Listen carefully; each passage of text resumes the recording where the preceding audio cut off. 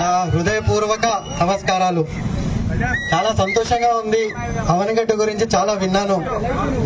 మా వైఫ్ కూడా దగ్గర రేపల్లి నుంచి ఎప్పుడూ చెప్తూ ఉంటుంది. వాళ్ళ కజిన్స్ కూడా ఇక్కడ చాలా మంది ఉన్నారు. అవనిగడ్డలో బంధుత్వం చాలా ఉంది. సో ఈరోజు బుద్ధప్రసాద్ గారి గురించి పెద్దగా నేను చెప్పేది ఏమి లేదు. మీ అందరికీ కూడా తెలుసు. 56 ఏళ్ల నుంచి ప్రజాసేవలో ఉన్నారు. వారి కుటుంబం ఎంతో మంచి మనసు కలిగిన వ్యక్తి. మా ఫ్యామిలీకి కూడా చాలా క్లోజ్. సో చాలా సంతోషంగా ఉంది. ఆయనని మీరు దగ్గరుండి గెలిపించుకోవాలని నేను ప్రార్థిస్తున్నాను. అదే కాకుండా ఈరోజు నేను ఇక్కడ జనసేన పార్టీకి మద్దతు పలుకుతూ ఇక్కడ రావడానికి కారణం ఏంటంటే, మన రాష్ట్రం మొత్తానికి కూడా ఇదొక పెద్ద అవకాశం. అభివృద్ధి బాటన పట్టించే అవకాశం మీ అందరికీ ఉంది.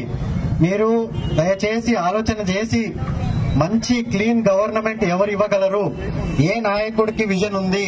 పవన్ అన్న విజన్ ఏంటి? పవన్ అన్న విజన్ ఏంటో 3 గంటల్లో నేను తెలుసుకున్నాను.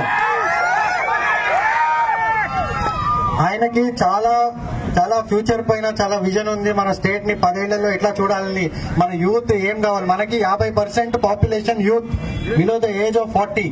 సో వాళ్ళకి ఏంటి ఉపాధి అవకాశాలు ఏంటి, మన రాష్ట్రం ఎక్కడికి వెళ్తుంది, అన్నిటిపైన ఆలోచన ఆయనకి ఉంది. దానికి ఒక విజన్ ఉంది.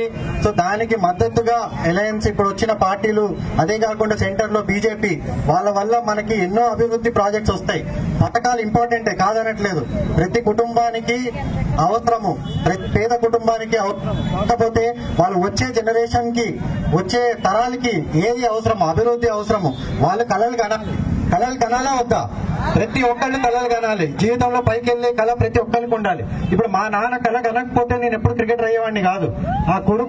మా కొడుకు అవ్వాలని ఆయన ఎంతో కృషి చేసి ఆయన జీవితాంతం నా కోసం త్యాగం చేశాడు. అదే కాకుండా మన అందరం కూడా మన రాష్ట్రం కోసం మనం ఏం చేయగలం, ప్రజల కోసం ఏం చేయగలం, ప్రజాసేవ కోసమనే నేను 7 నెలలు మొత్తం రాష్ట్ర వ్యాప్తంగా తిరిగాను. దాని తర్వాత నాకు అర్థమైంది ఒక విషయము. ఆ పార్టీలో, వైఎస్ఆర్సీపీ పార్టీలో ఉంటే ప్రజాసేవ చేయలేము. మనకి బానిసత్వం తప్ప ఏమీ మిగలదు.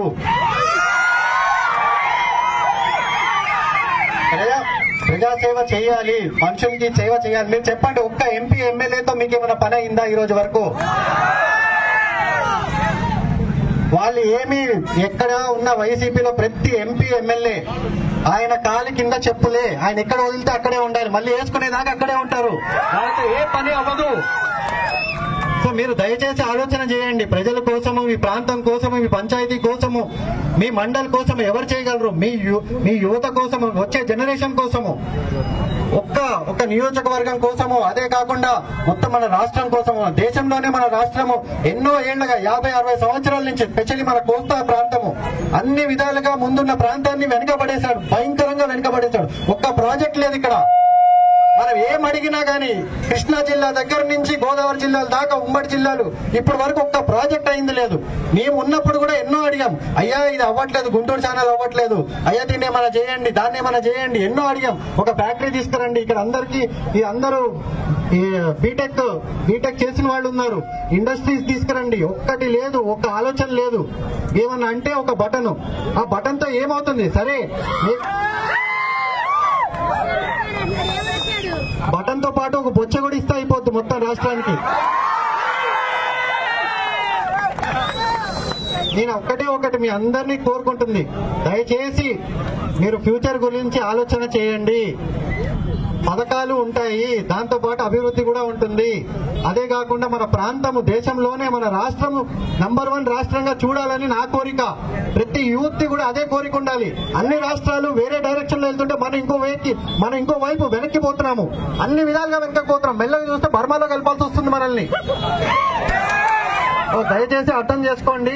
నేను ఎందుకు చెప్తున్నానో అర్థం చేసుకోండి. నేను 7 నెలలు తిరిగి ఉన్నాను. నాకు తెలుసు అక్కడ ఏం పని చేయలేము, వాళ్ళతో ఏం పని కాదు. మీరు ఏ ఎమ్మెల్యేని ఎన్నుకున్నా, ఏ ఎంపీని ఎన్నుకున్నా వాళ్ళకి ఏ పని చేసే కెపాసిటీ లేదు, వాళ్ళకి ఏ పని చేసే పవర్ లేదు. సో ఈ రోజు ఇంకొకటి, జనసేన పార్టీ అనేది ప్రతి కులాన్ని, మతాన్ని ఒకటేలాగా చూసి అందరికీ ఈక్వల్ ఆపర్చునిటీ ఇచ్చి సామాజికంగా, రాజకీయంగా అందరినీ ముందుకు తీసుకుని వెళ్లే ఏకైక పార్టీ జనసేన పార్టీ. ఆ జెండా కింద ఆయన విజన్ మొత్తం రాష్ట్రానికి కులాలు మతాలు భేదాలు మన ఇళ్ళ కొట్టిన రోజు మనం ముందుకెళ్తాము. ప్రతి ఒక్కరము జన సైనికుడు అంటే మనం అరవటం కాదు, కేకలు పెట్టడం కాదు, ఒకరిని కొట్టడం కాదు. మన ప్రవర్తన, మన పద్ధతులు, మన ఆశయాలు ప్రతిదీ మనము సమాజ హితంగా మనం ముందుకెళ్ళాలి. ప్రతి ఒక్కరం కూడా సమాజం కోసం పనిచేయాలి. దయచేసి అర్థం చేసుకోండి. మంచి బంగారపు అవకాశం ప్రతి ఒక్కరికి కూడా రాష్ట్రాన్ని మార్చడానికి. ఇది పోయిందంటే మళ్ళీ 5 ఏళ్ల తర్వాత ఇంకా పాతాళంలోకి వెళ్తాము. దాని తర్వాత మనకి అవకాశాలు ఉండవు.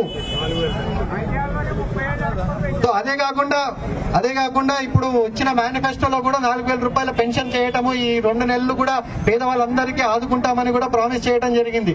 అదే కాకుండా నాకు పూర్తి నమ్మకము, ఏ మేనిఫెస్టో అయినా, ఏ గవర్నమెంట్ ఉన్నా, ఏ అలయన్స్ ఉన్నా కానీ పవన్ అన్న ముందు ఉండి దాన్ని కరెక్ట్ గా జరిగేటట్టు నడిపిస్తాడు. ఆ నమ్మకం నాకుంది. జనాల కోసం కూడా నుంచుని పనిచేసే స్వేచ్ఛని నాకు ఇచ్చాడు. ఆ ప్రామిస్ నాకు చేశాడు. జనాల కోసం ఉండి వచ్చే 5 ఏళ్లు, 10 ఏళ్లు, 20 ఏళ్లు నేను కూడా మా ఊర్లోనే ఉండబోతున్నాను. 20 ఏళ్లు మన రాష్ట్రం కోసం చేయాలి. అందరూ యూత్ ప్రతి రంగం నుంచి ముందుకు వచ్చి చేయాలి. ఇది ఒక ఎలక్షన్ కోసం కాదు, ఇదేదో పవర్ కోసం, పోస్ట్ కోసం కాదు. ప్రజాసేవ అంటే ప్రతి ఒక్కళ్ళు ముందుకు రావాలి. మన వంతు పని, మన వంతు త్యాగం మనం చేయాలి. నేనైతే రెడీగా ఉన్నాను చేయటానికి. మీ అందరూ కూడా యూత్ దయచేసి కరెక్ట్ పార్టీని నమ్మండి, కరెక్ట్ విజన్ ని నమ్మండి.